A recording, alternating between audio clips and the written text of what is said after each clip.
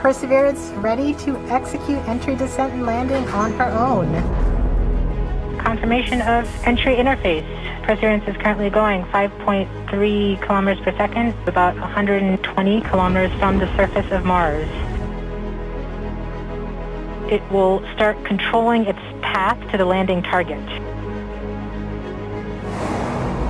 Parachute has deployed and we are seeing significant deceleration.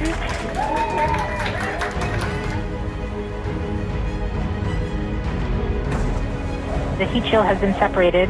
Perseverance now has radar lock on the ground. The back shell has separated.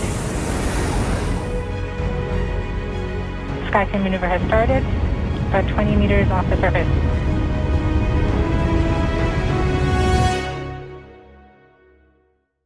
Tango Delta, nominal.